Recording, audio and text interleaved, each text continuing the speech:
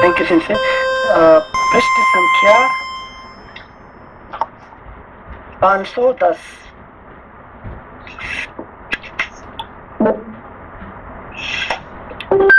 पृष्ठ संख्या 510।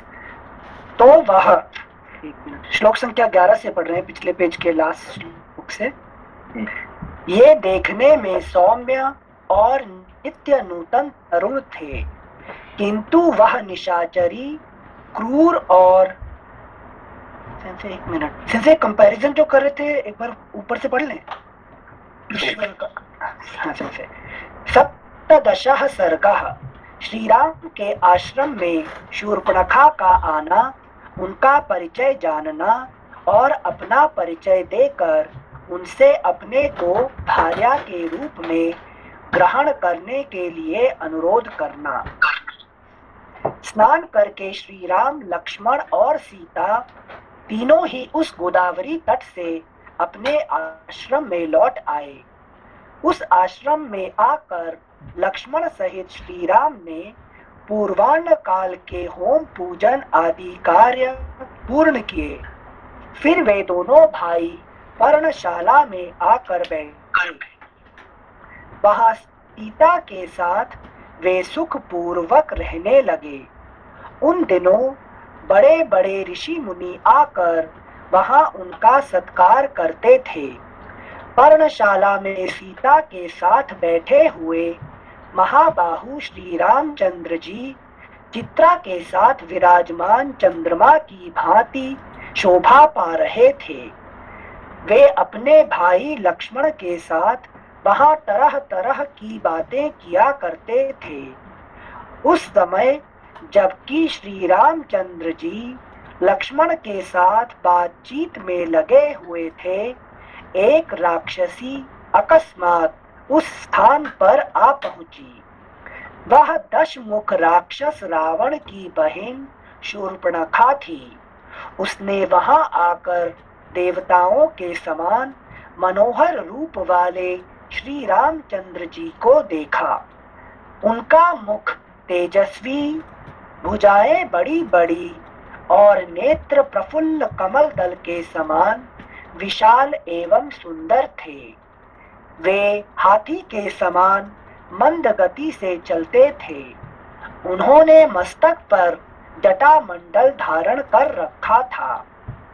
परम सुकुमार, महान बलशाली, राजोचित लक्षणों से युक्त, नील कमल के समान श्याम कांति से सुशोभित, कामदेव के सदृश सौंदर्यशाली तथा इंद्र के समान तेजस्वी श्री राम को देखते ही वह राक्षसी काम से मोहित हो गई। श्री राम का मुख, जैसे यहाँ शूर्पणखा का अर्थ काम है ना, और वो काम ही काम से मोहित हो गया श्री राम को देखकर। काम नहीं, एक तो देखिए ये जो राम जी जो है ये कैसे दिखते थे उसको शूर्पणखा तो कामदेव जी से, कामदेव, ठीक है ना। अच्छा हाँ। तो ये काम है और भगवान राम जो है कामदेव है, ज्ञान है, ठीक है, क्या कामदेव है, ज्ञान है, ठीक है ना। अच्छा, तो उसको मोहित होना तो ये तो कोई बड़ी बात नहीं है ना। Right right right. Thank you Sanjay. श्लोक संख्या 9-10। श्री राम का मुख सुंदर था और शूर्पणखा का मुख बहुत ही भद्दा एवं कुरूप था। उनका मध्य भाग कटी प्रदेश और उदर क्षीण था, किंतु शूर्पणखा बेडौल लंबे पेट वाली थी। श्री राम की आंखें बड़ी बड़ी होने के कारण मनोहर थी, परंतु तो एक उसको जो हमारे जो क्या कहते हैं कमेंट्री होता है ना, रामायण का जो कमेंट्री होता है, इसको पढ़ेंगे तो उसको एक एक कैसे वर्णन में क्या क्या लगता है कि नहीं। एक का शूर्पणखा का पेट कैसे लंबे पेट था, ठीक है ना। हाँ। और सीता जी का पेट और राम जी का पेट कैसे है, क्षीण है, पेट ही नहीं है। हाँ, उसका मतलब क्या है कि इनका लंबे पेट मतलब जैसे भगवान गणेश जी का पेट तो क्या कहते हैं लंबोदर, हाँ। ठीक है ना। तो लंबा उदर होता मतलब क्या है उसमें और भी हो जाएगा, मतलब और भरा नहीं है कि नहीं, जितने भी हो तो कम पड़ जाएगा, है कि नहीं। जैसे भगवान गणेश जी का पेट में जितने भी जाएगा वो कमी है, जैसे कि लंबोदर कहा जाता है। तो काम जितने भी वो पूरा नहीं होता, उसको जिंदगी भर पूरा नहीं होता है, उसको लंबोदर कहता है, ठीक है ना। तो सीता जी का पेट क्या, सीता जी का पेट आगे आएगा, नहीं तो फिर राम जी का पेट क्या है कि कोई जरूरत ही नहीं है, पेट भरा हुआ है ऑलरेडी फुल, ठीक है ना। ये सब एक वर्णन जो है ऐसे वर्णन होता है, ठीक है ना। अच्छा, हाँ सिंसे, थैंक यू सिंसे मतलब ये फिजिकल जो एट्रीब्यूट बोलते हैं कि पेट लंबा है, उसके पीछे का अंडरस्टैंडिंग एक संतुष्ट है, दूसरे को और चाहत है, मतलब कभी जितने भी, जैसे कि अपना देखिए अभी देखिए कि इसका अपना क्या बोलते हैं, भीम का जो पेट बहुत बड़ा नहीं, बड़ा नहीं है, वही तो बात है, इसका बड़ा पेट नहीं है। भीम, सब लोग कहते हैं भीम का पेट बड़ा होगा, नहीं, वो बड़ा पेट नहीं है।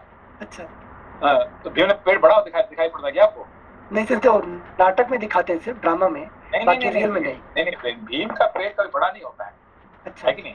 इसको कहते हैं वृकोदर मतलब वृक जो होता है उसका पेट, है कि नहीं, वो बहुत छोटा होता है। हाँ। और जिसका पेट बड़ा होता है वो ज्यादा नहीं खा सकता है, ये याद रख लीजिए। है कि नहीं, जो बड़ा पेट वाला आदमी ज्यादा नहीं खा सकता है कि नहीं। अच्छा, जो पेट छोटा होगा ना वही ज्यादा उसको हजम करने की कैपेसिटी रहता है, इसलिए जो वृक होता है, एक क्या कहते हैं, उल्फ रहता है ना, उसका पेट छोटा होता है और जितने खाता दिन भर उसका कम ही पड़ जाता है, ठीक है ना। जो ज्यादा खाता है उसका पेट बड़ा नहीं होता है। चलिए, ये तो टॉपिक आउट ऑफ टॉपिक हो जाएगा। तो यहाँ पे कहने मतलब ये है कि लंबोदर मतलब बड़ा पेट नहीं है, उसका लंबा होता है, उसका मतलब जितने भी खाएगा तो उसको कम पड़ जाता है, ठीक है ना। तो जो कि राम और सीता का वर्णन जो होगा क्या होगा कि उनका पेट भरा होता है, जरूरत नहीं है, लेकिन और कुछ बस एनफ, ठीक है ना। Yes sir, thank you sir. उनका मध्य भाग कटी प्रदेश और उधर प्रश्न था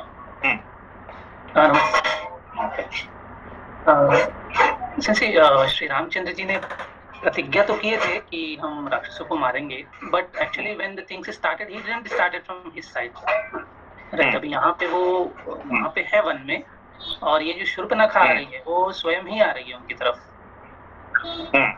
तो एक तो प्रतिज्ञा किए थे, पर वो अपनी प्रतिज्ञा में वैसा नहीं कर रहे थे कि I will be going in killing them, still राक्षस आर कमिंग। तो इसको उसको कैसे नहीं यहाँ पे नहीं, एक देखिए, जो राक्षस है कि नहीं, चोर को आपको बुलाना जरूरत नहीं पड़ेगा, चोर अपने आप छुप के आएगा, है कि नहीं।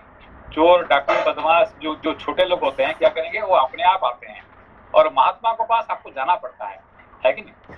जो देवता आपके पास नहीं आएंगे, आपको देवता के पास जाना पड़ेगा। ऋषि महर्षि जो जिसको कहते हैं सेलेस्टियल बीइंग, है कि नहीं, जो हायर बीइंग होता है उनको पास आपको जाना पड़ता है, और जो छोटे होते हैं ये आपको पास जबरदस्ती आएंगे, ठीक है ना। चोर को आपको बुलाना नहीं पड़ेगा, चोर अपने आप आ जाएगा, ठीक है ना। तो राक्षस कौन है, जो बिन बुलाए आपके पास पहुंच जाएगा, है कि नहीं। डाकू होते हैं, माफिया होते हैं, ये इनको बुलाना जरूरत नहीं है, ठीक है ना।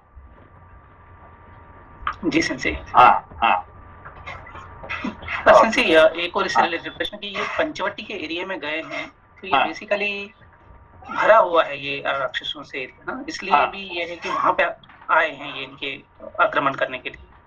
तो इन्होंने इनको जो अपना अगस्त्य मुनि ने क्या कहे कि तुम जाओ, है कि नहीं। पहले अगस्त्य मुनि ने कहते हैं, उससे पहले, है कि नहीं, अत्रि मुनि ने वही कहते हैं क्या कि तुम जाकर रहो कहाँ पे, पंचवटी में। तो पंचवटी में क्यों ले जाएंगे ना, वहां पे राक्षसों का आगमन पंचवटी में ज्यादा होता है कि नहीं। जहाँ अत्रि मुनि है, जहाँ पे अगस्त्य मुनि है, जहाँ पे सुतीक्ष्ण मुनि है, वहां पे राक्षस नहीं आएंगे, वहां नहीं आएंगे। हाँ, तो राक्षस कहाँ आएंगे, जहाँ नए साधक है उनका पास राक्षस आएंगे, ठीक है। ठीक है, हाँ, थैंक यू सर। श्लोक संख्या 9-10। श्री राम का मुख सुंदर था और शूर्पणखा का मुख बहुत ही भद्दा एवं कुरूप था। उनका मध्य भाग कटी प्रदेश और उदर क्षीण था, किंतु शूर्पणखा बेडौल लंबे पेट वाली थी। श्री राम की आंखें बड़ी बड़ी होने के कारण मनोहर थी, परंतु उस राक्षसी के नेत्र कुरूप और डरावने थे। श्री रघुनाथ जी के केश चिकने और सुंदर थे, परंतु उस निशाचरी के सिर के बाल तांबे जैसे लाल थे। श्री राम का रूप बड़ा प्यारा लगता था, किंतु शूर्पणखा का रूप बीभत्स और विकराल था। श्री राघवेंद्र मधुर स्वर में बोलते थे, किंतु वह राक्षसी भैरव नाद करने वाली थी। वे ये देखने में सौम्य और नित्य नूतन तरुण थे, किंतु वह निशाचरी क्रूर और हजारों वर्षों की बुढ़िया थी। ये सरलता से बात करने वाले और उदार थे, किंतु उसकी बातों में कुटिलता भरी रहती थी। ये न्यायोचित सदाचार का पालन करने वाले थे और वह अत्यंत दुराचारिणी थी। श्री राम देखने में प्यारे लगते थे और शूर्पणखा को देखते ही घृणा पैदा होती थी। कैसे कैसे एग्जाम्पल देखा ना, कैसे कैसे वर्णन है दोनों का इन कंपैरिजन। ज्ञान वर्सेस काम का। Thank you sir. श्लोक संख्या पृष्ठ संख्या 510, श्लोक संख्या 12। तो वह राक्षसी काम भाव से आविष्ट हो मनोहर रूप बनाकर श्री राम के पास आई और बोली। तपस्वी के वेश में मस्तक पर जटा धारण किए, साथ में स्त्री को लिए और हाथ में धनुष बाण ग्रहण किए, इस राक्षसों के देश में तुम कैसे चले आए? यहाँ तुम्हारे आगमन का क्या प्रयोजन है? यह सब मुझे ठीक ठीक बताओ। यहाँ जो एक शूर्पणखा ने बात पकड़ी है कि तपस्वी के वेश में मस्तक पर जटा धारण किए, फिर कॉन्फ्लिक्ट क्या है कि साथ में स्त्री भी है और धनुष बाण ग्रहण किए हैं, तो वो अटैक इसलिए कर पा रही है क्योंकि चीजें सिंक में नहीं है। मतलब जो उसको जो दिखाई पड़ती है कि नहीं, शूर्पणखा का जो काम को जो दिखाई पड़ती है कि नहीं, तो ये जो भगवान राम की जो रूप है ना, शूर्पणखा कैसे दिखती है, फिर रावण आगे दिखता है वो कैसे दिखता है कि नहीं, अलग अलग लोग कैसे दिखते हैं, ये वर्णन में आप देखेंगे तो बड़ा मजा आ जाएगा आपको, है कि नहीं। तो भगवान का आपको कैसे रूप दिखाई पड़ेगा आपको कि आपका मन में जैसे जो चीज है भावना ऐसे ही भावना ऐसे दिखाई पड़ेगा, ठीक है ना। तो लोग जो साधारण मनुष्य भगवान को कैसे देखते हैं? डर के भाव से कि भगवान बहुत पावरफुल। एक तो है कि लक्ष्मीपति, उनको है कि नहीं, नारायण नहीं चाहिए। नारायण इसलिए कि आपका घर में लक्ष्मी है, उनको बोलो कि उनको मुझे कुछ दे देंगे, है कि नहीं, क्योंकि मैं भीख मांगने के लिए आया हूँ और मेरा जो कुछ मांगना है आपसे नहीं है, वो आपका पत्नी से, ठीक है ना। अरे वाह, यस सिंसियर। तो संसार में कोई है, सुनिए, संसार में ऐसा कोई है जो नारायण को पूजा करने वाला कोई ऐसा कोई है क्या? कोई संसार में कोई है? सब क्या है? लक्ष्मीपति, है कि नहीं। क्योंकि आपसे मतलब नहीं है, आप कहने पर आपका पत्नी हमको कुछ दे देगी, है कि नहीं। तो ये सब क्या है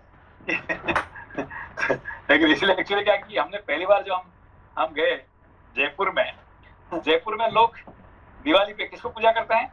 लक्ष्मी गणेश, है कि नहीं।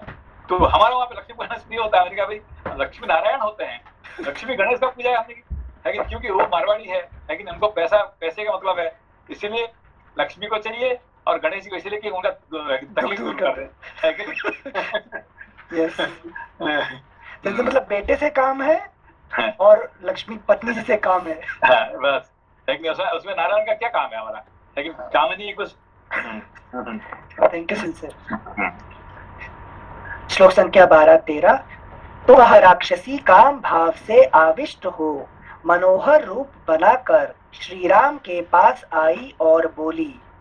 तपस्वी के वेश में मस्तक पर जटा धारण किए, साथ में स्त्री को लिए और हाथ में धनुष बाण ग्रहण किए, इस राक्षसों के देश में तुम कैसे चले आए? यहाँ तुम्हारे आगमन का क्या प्रयोजन है? यह सब मुझे ठीक ठीक बताओ। राक्षसी शूर्पणखा के इस प्रकार पूछने पर शत्रुओं को संताप देने वाले श्री रामचंद्र जी ने अपने सरल स्वभाव के कारण सब कुछ बताना आरंभ किया। देवी, दशरथ नाम से प्रसिद्ध एक चक्रवर्ती राजा हो गए हैं, जो देवताओं के समान पराक्रमी थे। मैं उन्हीं का ज्येष्ठ पुत्र हूँ और लोगों में राम नाम से विख्यात हूँ। ये मेरे छोटे भाई लक्ष्मण हैं, जो सदा मेरी आज्ञा के अधीन रहते हैं, और ये मेरी पत्नी हैं, जो विदेह राज जनक की पुत्री तथा सीता नाम से प्रसिद्ध हैं। अपने पिता महाराज दशरथ और माता कैकेयी की आज्ञा से प्रेरित होकर मैं धर्म पालन की इच्छा रखकर धर्म रक्षा के ही उद्देश्य से इस वन में निवास करने के लिए यहाँ आया हूँ। अब मैं तुम्हारा परिचय प्राप्त करना चाहता हूँ। तुम किसकी पुत्री हो? तुम्हारा नाम क्या है? और तुम किसकी पत्नी हो? तुम्हारे अंग इतने मनोहर हैं कि तुम मुझे इच्छानुसार रूप धारण करने वाली कोई राक्षसी प्रतीत होती हो। यहाँ किस लिए तुम आई हो, यह ठीक ठीक बताओ। श्री रामचंद्र जी की यह बात सुनकर वह राक्षसी काम से पीड़ित होकर बोली, श्री राम, मैं सब कुछ ठीक ठीक बता रही हूँ, तुम मेरी बात सुनो। मेरा नाम शूर्पणखा है और मैं इच्छानुसार रूप धारण करने वाली राक्षसी हूँ।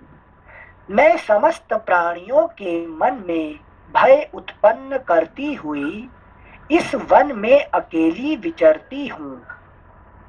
मैं समस्त प्राणियों के मन में भय उत्पन्न करती हुई इस वन में अकेली विचरती हूँ।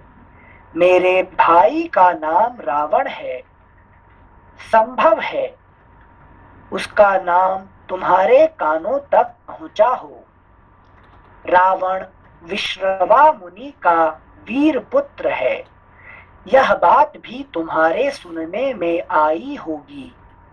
मेरा दूसरा भाई महाबली कुंभकर्ण है, जिसकी निद्रा सदा ही बढ़ी रहती है। मेरे तीसरे भाई का नाम विभीषण है, परंतु वह धर्मात्मा है। राक्षसों के आचार विचार का कभी पालन नहीं करता। युद्ध में जिनका पराक्रम विख्यात है, वे खर और दूषण भी मेरे भाई ही हैं। श्री राम, बल और पराक्रम में मैं अपने उन सभी भाइयों से बढ़कर हूँ। तुम्हारे प्रथम दर्शन से ही मेरा मन तुम में आसक्त हो गया है, अथवा तुम्हारा रूप सौंदर्य अपूर्व है। आज से पहले देवताओं में भी किसी का ऐसा रूप मेरे देखने में नहीं आया है। अतः इस अपूर्व रूप के दर्शन से मैं तुम्हारे प्रति आकृष्ट हो गई हूँ।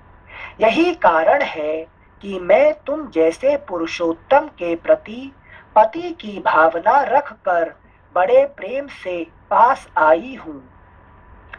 मैं प्रभाव, उत्कृष्ट भाव, अनुराग अथवा महान बल पराक्रम से संपन्न हूँ और अपनी इच्छा तथा शक्ति से समस्त लोकों में विचरण कर सकती हूँ। अतः अब तुम दीर्घ काल के लिए मेरे पति बन जाओ। इस अबला सीता को लेकर क्या करोगे? यह विकार युक्त और कुरूपा है। तो उन्होंने यहाँ पे क्या बोली कि ये मेरा परमानेंट पति बन जाओ, वो नहीं है, दीर्घ काल के लिए, है कि नहीं? यही काम का और शांति का यही है कि नहीं? सीता जी क्या कहती है कि अपना लक्ष्मी जी क्या कहती है कि मेरा आप परमानेंट पति बन जाओ, है कि नहीं? ना मुझे पहले किसी को जरूरत था ना आगे जरूरत पड़ेगी, ठीक है ना। और यहाँ पे ये क्या काम क्या करी कि दीर्घ काल के लिए, फर्स्ट टाइम भी है कि नहीं। अच्छा अच्छा अच्छा, जैसे मतलब एंजॉयमेंट थ्रू काम will and in this life. That means it's a first time भी है कि नहीं। जब तक आपके पास जवानी है तब तक चलेगा, उसके बाद फिर वो क्षीणे वित्ते है कि नहीं, जो है ना ये सब शंकराचार्य का भजगवंतम में है कि नहीं। तो वयस गति का काम विकार है, इसका वयस जो खत्म हो जाता है, टाइम खत्म हो जाता है, तो काम विकार खत्म हो जाता है। Thank you sensei. श्लोक संख्या 25।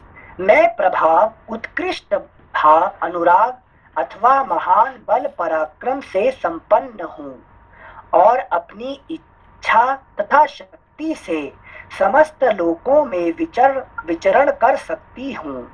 अतः अब तुम दीर्घ काल के लिए मेरे पति बन जाओ। इस अबला सीता को लेकर क्या करोगे?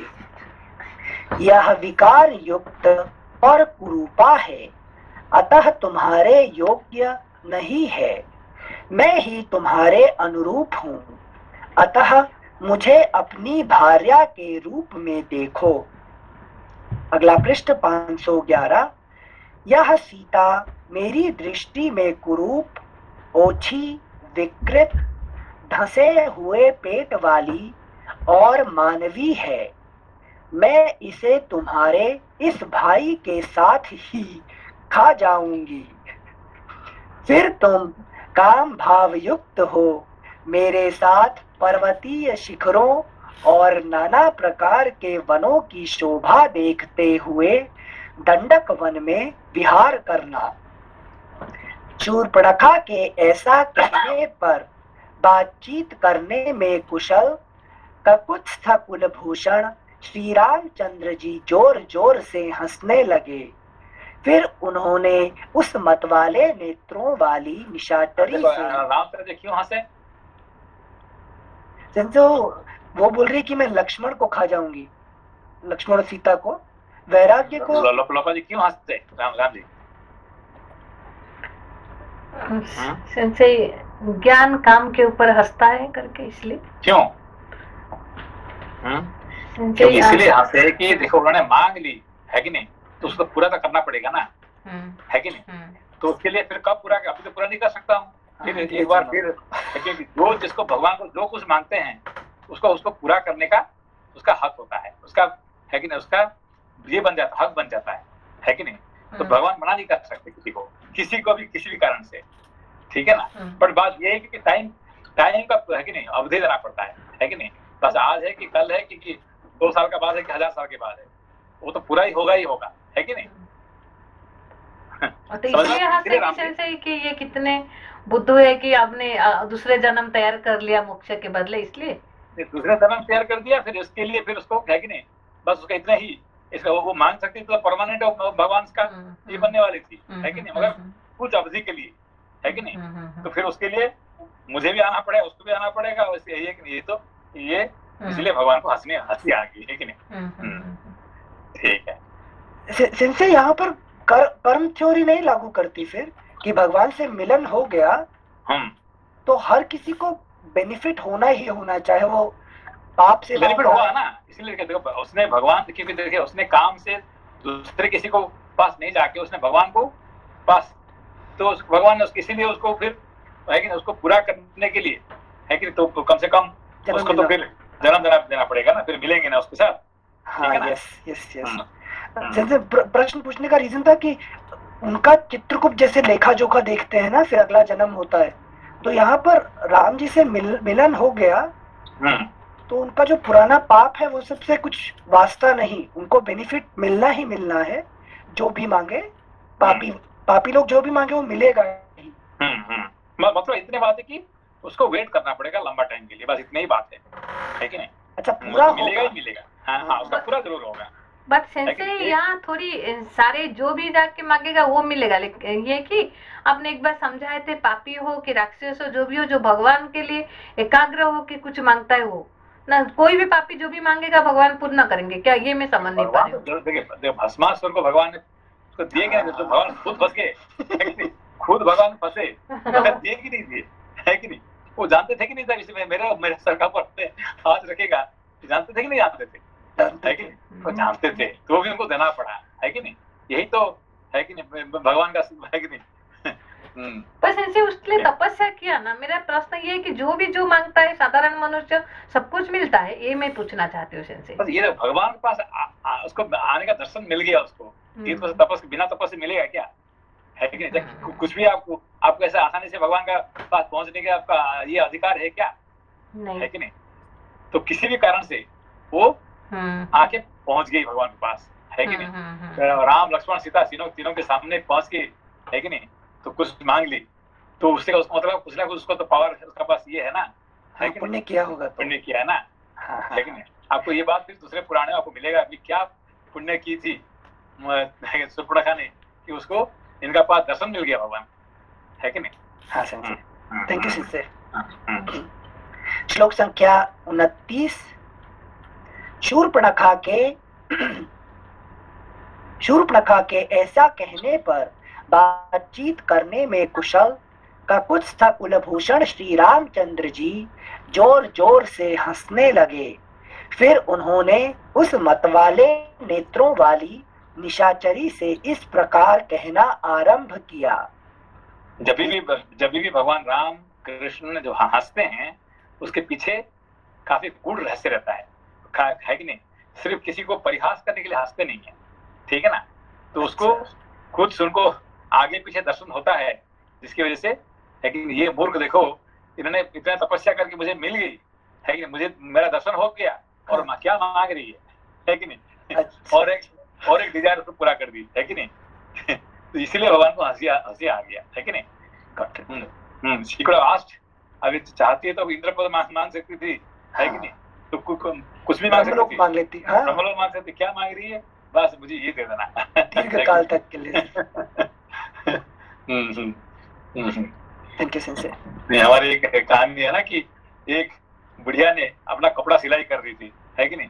उसका क्या है, उसका आंख में प्रॉब्लम है, देख नहीं पा रही, इसलिए वो क्या करती कि वो सुई का अंदर में धागा घुसाने में बड़ा तकलीफ हो रहा है। 1 घंटे से उसने कोशिश कर रही क्या कि सुई का अंदर धागा डालने के लिए, तो है कि नहीं? ये भगवान क्या करते हैं, भगवान पहुंच गए वहां पे, है कि नहीं? क्या चाहिए? बस मेरा ये तो सुई का अंदर में धागा डाल दो और आप जाओ भाई, है कि नहीं? मेरा काम हो गया। तो यही इसी से उसका पूरा हो गया उसको, ठीक है ना? तो भगवान को बुलाने का क्या था कि सुई का अंदर में धागा डाल दो, बस काम, ठीक है ना? यस सिंसे। लेकिन बुद्धि भ्रांत करने वाला कि कौन क्या मांगे, जैसे ध्रुव जी तपस्या करने गए और आ गए विष्णु भगवान, तो उस टाइम पे लास्ट मिनट पे वो नहीं मांग पा रहे हैं जो उनको सही में चाहिए था, वो राज्य तक ही रुक जाते हैं।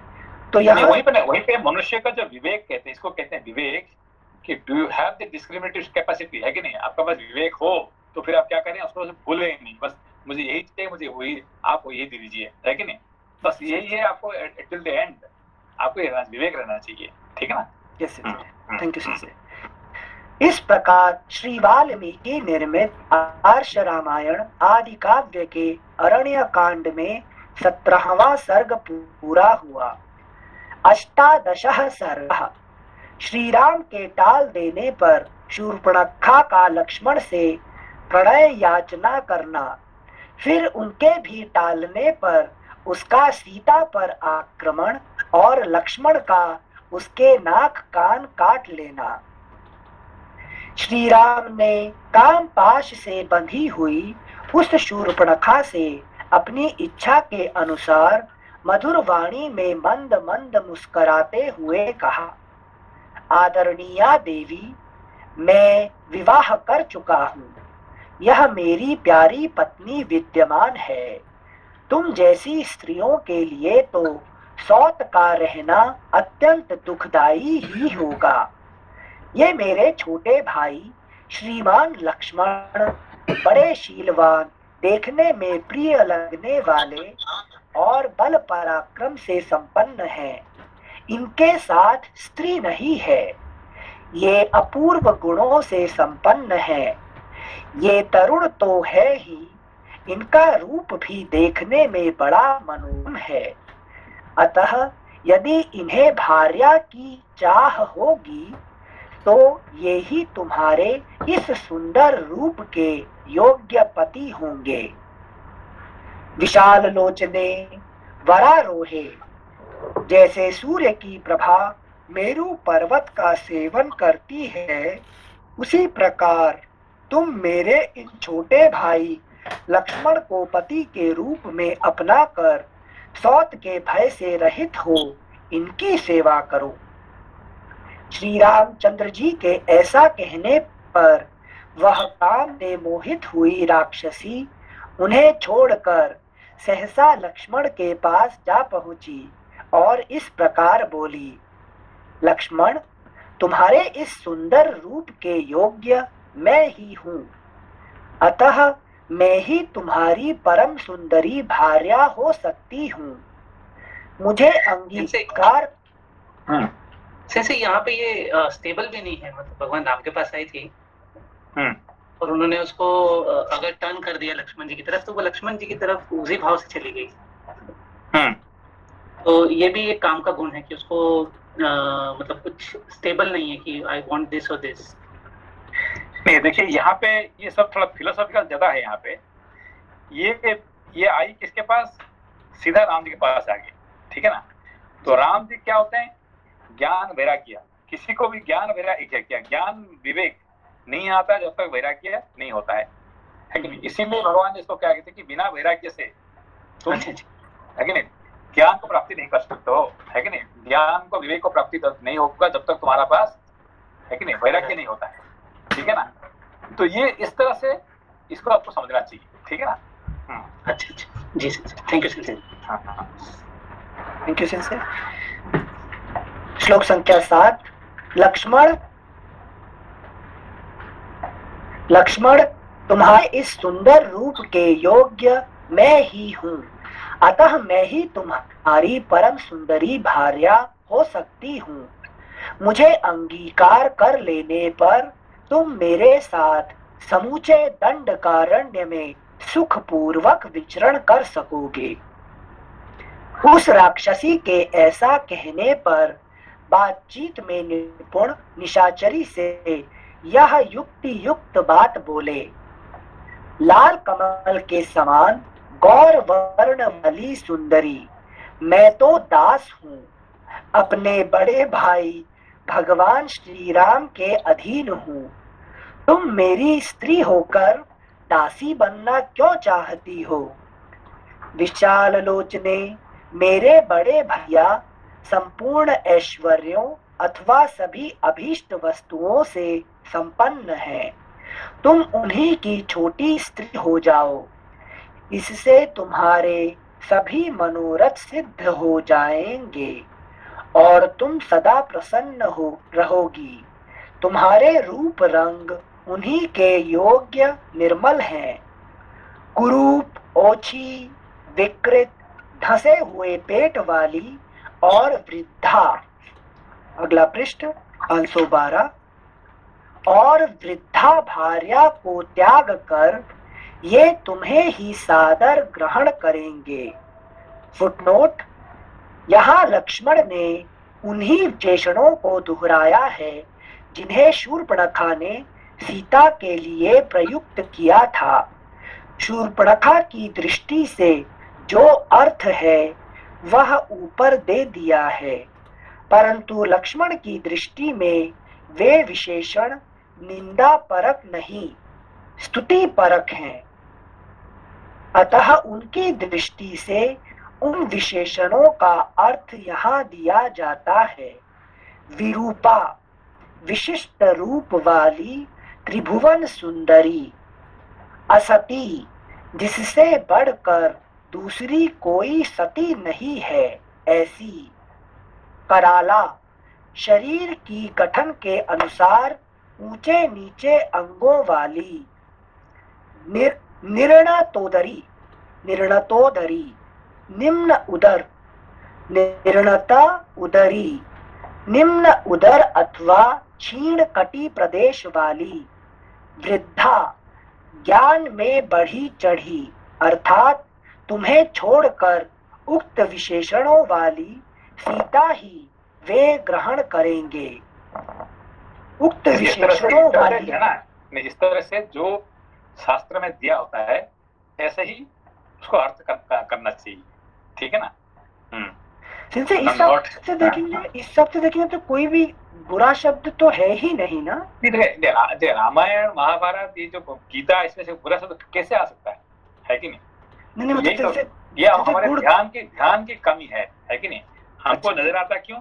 क्योंकि हमारा ध्यान में कमी होने के कारण से हमको समझ में नहीं आता है, ठीक है ना। अच्छा नहीं जैसे आप एक बार बताए थे एग्जाम्पल के लिए कि कोई मूर्ख कहता है तुम्हें, तो एक्सेप्ट इट एज मूर्ख ओनली। क्यों? क्योंकि मेरे पास सारा ज्ञान नहीं है। तो यहाँ जो दृष्टि में शूर्पणखा के हिसाब से तो भाई कर रही है, लेकिन लक्ष्मण जी उसी शब्दों का दूसरा अर्थ निकाल के इस्तेमाल कर रहे हैं, बस है कि अच्छा बस ऐसे ही उसको यूसेज ऑफ द वर्ड्स, ठीक है ना। हाँ sensei, thank you sensei. Footnote ends, श्लोक संख्या 12। सुंदर कटी प्रदेश वाली वर वर्णिनी, कौन ऐसा बुद्धिमान मनुष्य होगा जो तुम्हारे इस श्रेष्ठ रूप को छोड़कर मानव कन्याओं से प्रेम करेगा। एक मिनट सुनते हैं। सुंदर कटी प्रदेश वाली वर वर्णिनी, कौन ऐसा बुद्धिमान मनुष्य होगा जो तुम्हारे इस श्रेष्ठ रूप को छोड़कर मानव कन्याओं से प्रेम करेगा। तो लक्ष्मण जी बोल रहे हैं शूर्पणखा को। हाँ, लक्ष्मण इसलिए कह रहे हैं कि तुम तो जैसा फिलोसॉफिकली है कि नहीं। अच्छा, क्योंकि काम तो है, और काम देव के हिसाब से है कि काम लस्ट के हिसाब से है कि नहीं। तो यही बात है कि नहीं। क्योंकि बिना काम से संसार नहीं चलेगा। काम बहुत इंपॉर्टेंट चीज है, मगर काम को लस्ट के हिसाब से अलग कर देंगे तो वो नीचे गिरने वाली बात हो जाएगा, ठीक है ना। तो यही भी बात है, ठीक है। Thank you sensei. श्लोक संख्या 13। लक्ष्मण के इस प्रकार कहने पर परिहास को ना समझने वाली उस लंबे पेट वाली विकराल राक्षसी ने उनकी बात को सच्ची माना। वह पर्णशाला में सीता के साथ बैठे हुए शत्रु संतापी दुर्जय वीर श्री रामचंद्र जी के पास लौट आई और काम से मोहित होकर बोली, राम, तुम इस कुरूप, ओछी, विकृत, धंसे हुए पेट वाली और वृद्धा का आश्रय लेकर मेरा विशेष आदर नहीं करते हो। अतः आज तुम्हारे देखते देखते मैं इस मानुषी को खा जाऊंगी और इस सौत के न रहने पर तुम्हारे साथ सुख पूर्वक विचरण करूंगी। इनसे चीज थोड़ा समझा दीजिए फिलोसॉफिकली। मैं काम हूँ और शांति को खा जाऊंगी। हाँ, शांति को खा जाने से फिर काम जो है ना, है कि नहीं, काम रह सकते लंबा समय पे। क्योंकि शांति होने से काम का जगह नहीं होता है कि नहीं। जिंदगी में जब शांति हो जाता है तो काम का जगह कहाँ होता है। अच्छा, ठीक है ना। तो शांति प्रॉब्लम है किसके लिए? काम के लिए, ठीक है ना। अच्छा, ओके। जब पेट भरा होता है मनुष्य को तो फिर खाने का मजा, उनको मजा नहीं आता है कि जब भूखा पेट से ही, है कि नहीं, खाने में मजा आता है, ठीक है ना। तो शांति मतलब तृप्त हो गया, स्टोमक सेटिस्फाइड। काम को कोई जगह नहीं है। सर वो साथ में लक्ष्मण जी को भी खाना चाहिए, यानी कि साथ साथ वो क्या नाम वैराग्य को भी, ताकि दोनों खत्म हो जाए। राम बच्चा है। Thank you sensei, thank you भैया। श्लोक संख्या 16। अतः आज तुम्हारे देखते देखते मैं इस मानुषी को खा जाऊंगी और इस सौत के ना रहने पर तुम्हारे साथ सुख पूर्वक विचरण करूंगी। ऐसा कहकर दहकते हुए अंगारों के समान नेत्रों वाली शूर्पणखा अत्यंत क्रोध में भरकर मृग नयनी सीता की ओर झपटी, मानो कोई बड़ी भारी उल्का रोहिणी नामक तारे पर टूट पड़ी हो। महाबली श्री राम ने मत के फंदे की तरह आती हुई उस राक्षसी को हुंकार से रोककर कुपित हो लक्ष्मण से कहा, सुमित्रानंदन, क्रूर कर्म करने वाले अनार्यों से किसी प्रकार का परिहास भी नहीं करना चाहिए। सौम्य, देखो ना, इस समय सीता के प्राण किसी प्रकार बड़ी मुश्किल से बचे हैं। पुरुष सिंह तुम्हें इस कुरूपा, उल्टा, अत्यंत मत वाली और लंबे पेट वाली राक्षसी को कुरूप किसी अंग से हीन कर देना चाहिए। श्री रामचंद्र जी के इस प्रकार आदेश देने पर क्रोध में भरे हुए महाबली लक्ष्मण ने उनके देखते देखते म्यान से तलवार खींच ली और शूर्पणखा के नाक क्योंकि आपको जब तक शूर्पणखा का फिलोसफी पता नहीं होगा तो आगे का पता नहीं चलेगा, ठीक है ना। ये वेरी इंपॉर्टेंट है, क्योंकि हमारे जो है छह शत्रु हैं। छह शत्रु कौन है? काम, क्रोध, लोभ, मोह, मद, मत्सर्य। तो ये छह कौन आएंगे अभी राक्षसों के? कौन कौन छह? शूर्पणखा, खर, दूषण। नहीं, दूषण तो खर के साथ, क्योंकि गुस्सा होगा ना तो दो आज एक साथ होता है कि नहीं?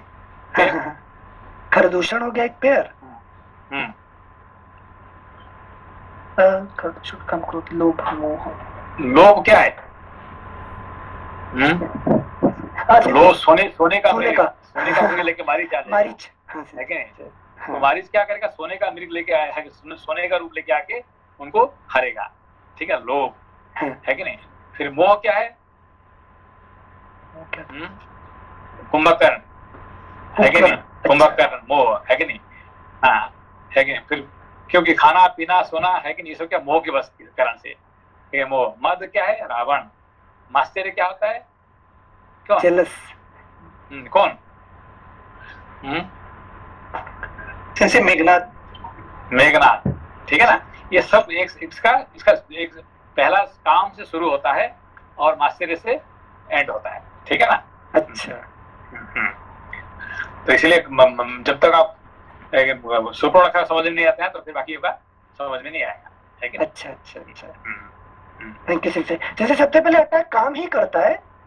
हाँ, सबसे पहला काम है कि नहीं? अच्छा। तो इसलिए वो परिचय दे रही है ना, भाई मैं कौन, आप जानते हैं भाई, मेरा भाई रावण है, अच्छा, मेरे पीछे है सब लोग है। तो वो सब जो है ना, ये ऑलरेडी पहले मैं सबसे इम्पोर्टेंट मैं ही हूँ, है कि नहीं? सबसे भयंकर मैं ही हूँ, है कि नहीं? पहले बता दी उसने, है कि नहीं? Thank you sir, thank you. क्योंकि सबको पकड़ के लेके आने वाला मैं ही हूँ, है कि नहीं? हाँ, मुझे पहले क्रॉस करो, फिर आगे 5 है मेरे फैमिली मेंबर। ठीक है ना। Thank you sir. श्लोक संख्या 21। श्री रामचंद्र जी के सर ये 6 जब भी आते हैं ग्रुप से आते हैं सर? हाँ, क्योंकि इनका ये सबका फैमिली में जो बड़ा कौन है? रावण, है कि नहीं? तो रावण क्या है? ये रजगुण है। जो ये सब क्या है? जब रजस गुण होता है तब जाके ये 6 आते हैं, है कि नहीं? तो जिसका पास रजस नहीं है, उसका पास काम नहीं है, लेकिन उसका रस गुण है तो काम कहाँ से आएगा, है कि नहीं? तो क्रोध कैसे आएगा भाई? जिसका रजस गुण नहीं है वो जब मरा पड़ा हुआ उसका क्रोध कहाँ से आएगा, है कि नहीं? क्रोध है ना, काम है ना, लोभ है। लोभ किसके लिए भाई, है कि नहीं? मुझे खुद ही मैं हॉस्पिटल पड़ा हूँ, मुझे लोभ किसके लिए है? जो आदमी हॉस्पिटल में मरा पड़ा हुआ है उसको बोलो भाई तुमको 1 लाख रुपया दे दूंगा, 1 करोड़ रुपया दे दूंगा, क्या करूँ मुझे, है कि नहीं? लोभ नहीं है कि नहीं? मोह भी नहीं है। मद क्या है? उसको क्या दिखाने का अपने को, है कि नहीं? तो इसलिए सब जो है, इसका सबका जो राजा कौन है? रावण। सबका राजा है रावण। रावण कौन है? कि रजस क्वालिटी। अच्छा, ठीक है। हाँ, तो इसलिए रावण राजा है। फिर बाद में राम जी क्या करते हैं? ये रजस को मार के विभीषण को राजा बना देते हैं, तो सत्वगुण राजा हो जाता है, है कि नहीं? तो सत्वगुण राजा हो जाता है तो फिर ये सब ना शूर्पणखा रहेगी ना, इसमें कोई 6 का 6 कोई नहीं रहेगा, है कि नहीं? तो सर यही हुआ मतलब कि सत्वगुण में रहने वाले व्यक्ति को ये 6 चीजें क्या नाम परेशान नहीं करती। हाँ, क्योंकि सत्वगुण जो है क्या होता है कि ये इनमें से सबसे जो लंबा रहने वाला, ये रामायण में दो लंबा रहेंगे।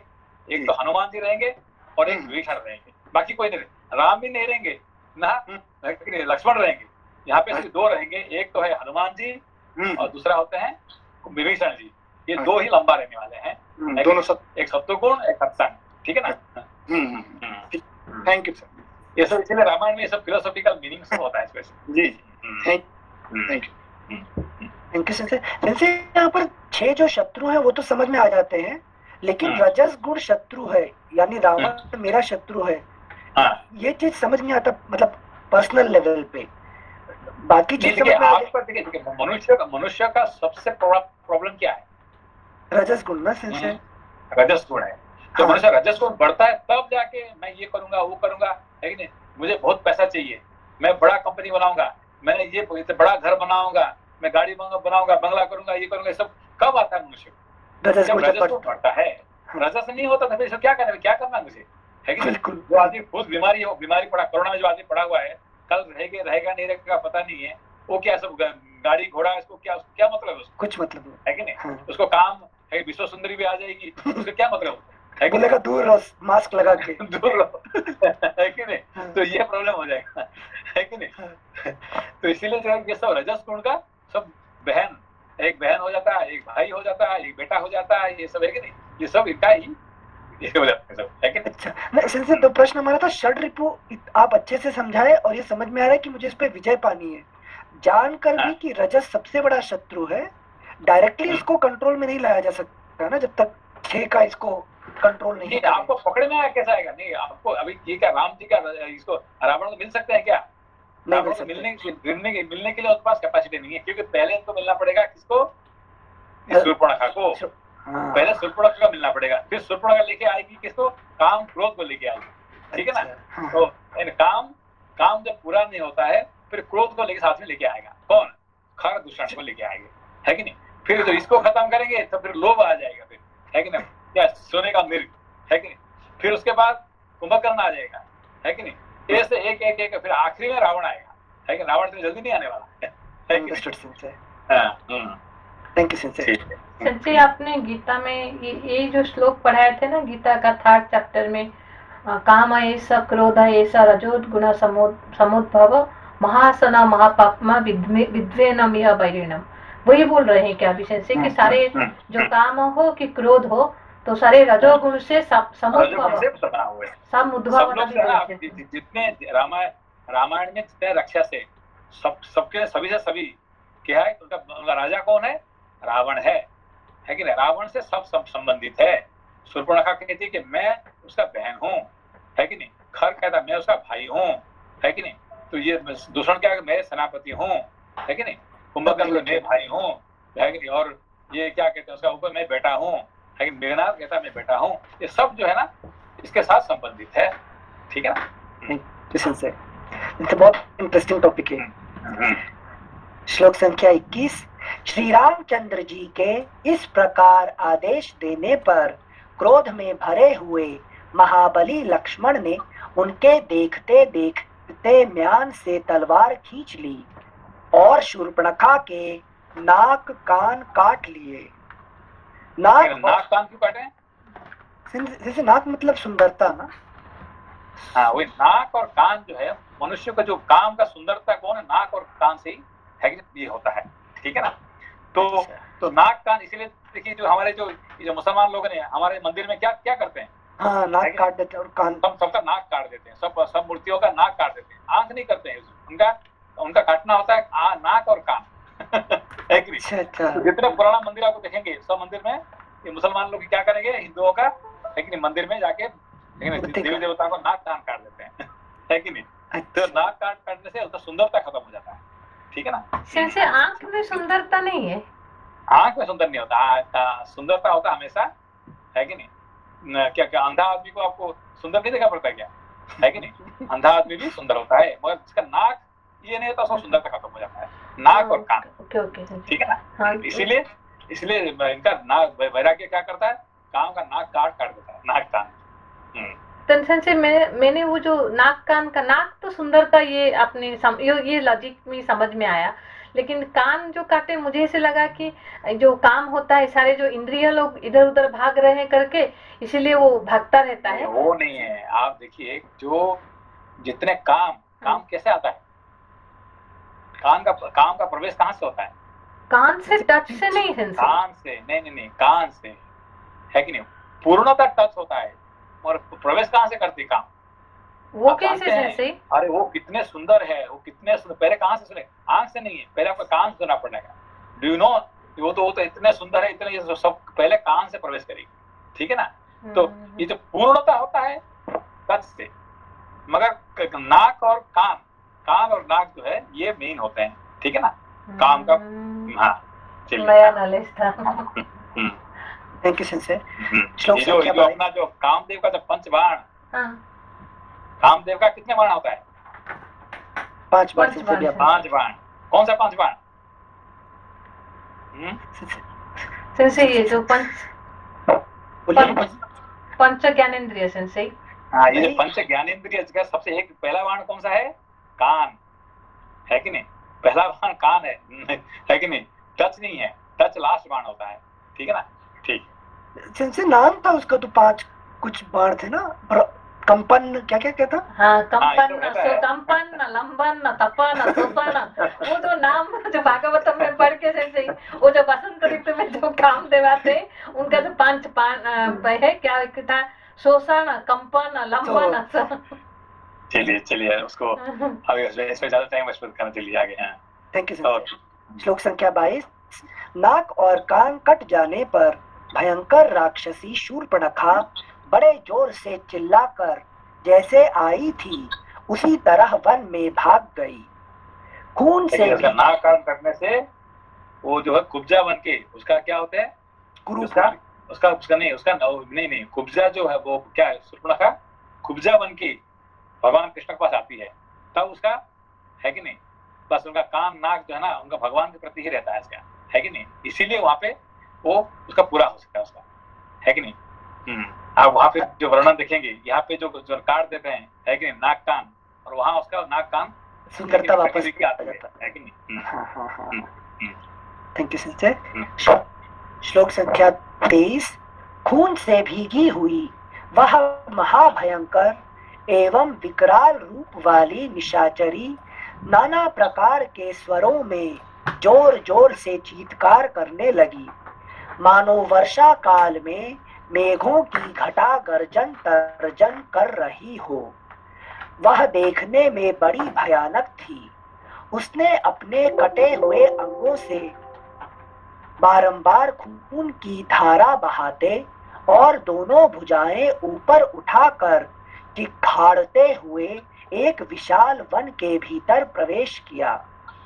लक्ष्मण के द्वारा कुरूप की गई शूर्पणखा वहां से भागकर राक्षस समूह से घिरे हुए भयंकर तेज वाले जनस्थानवासी भ्राता खर के पास गई और जैसे आकाश से बिजली गिरती है उसी प्रकार वह पृथ्वी पर गिर पड़ी।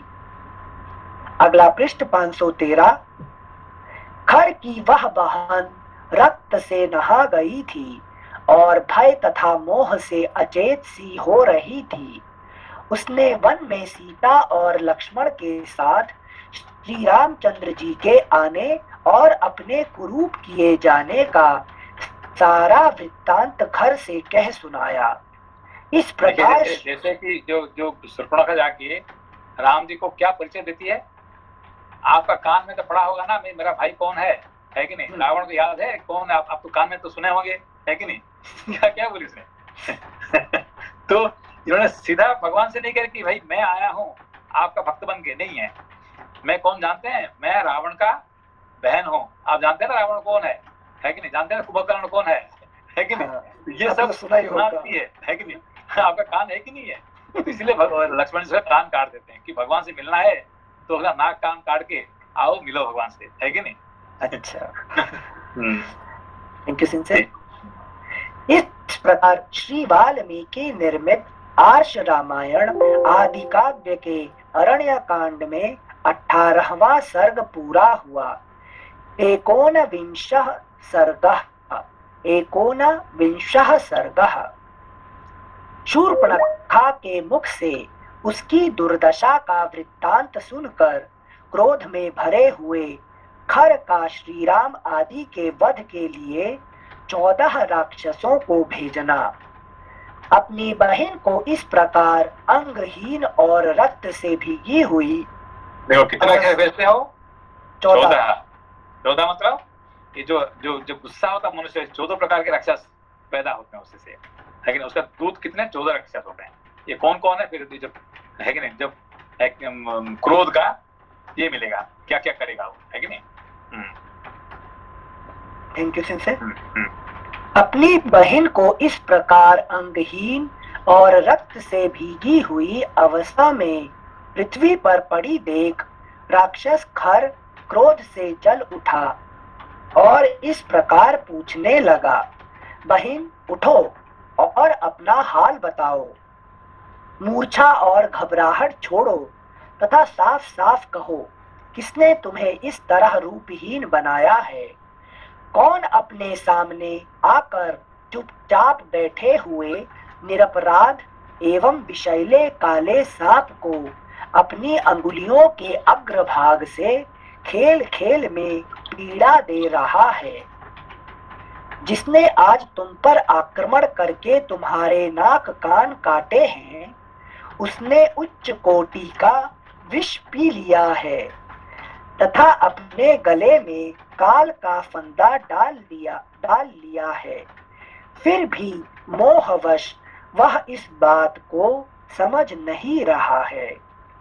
तुम तो स्वयं ही दूसरे प्राणियों के लिए यमराज के समान हो, बल और पराक्रम से संपन्न हो तथा इच्छानुसार सर्वत्र विचरने और अपनी रुचि के अनुसार रूप धारण करने में समर्थ हो। फिर भी तुम्हें किसने इस दुर्वस्था में डाला है जिससे दुखी होकर तुम यहाँ आई हो? देवताओं, गंधर्वों, भूतों तथा महात्मा ऋषियों में यह कौन ऐसा महान बलशाली है जिसने तुम्हें रूपहीन बना दिया? संसार में तो मैं किसी को ऐसा नहीं देखता जो मेरा अप्रिय कर सके। देवताओं में सहस्र नेत्रधारी पाक शासन इंद्र भी ऐसा साहस करके यह मुझे दिखाई नहीं देता। जैसे हंस जल में मिले हुए दूध को पी लेता है, उसी प्रकार मैं आज इन प्राणांतकारी बाणों से तुम्हारे अपराधी के शरीर से उसके प्राण ले लूंगा। युद्ध में मेरे बाणों से जिसके मर्म स्थान छिन्न भिन्न हो गए हैं तथा जो मेरे हाथों मारा गया है, ऐसे किस पुरुष के फेन सहित गरम गरम रक्त को यह पृथ्वी पीना चाहती है?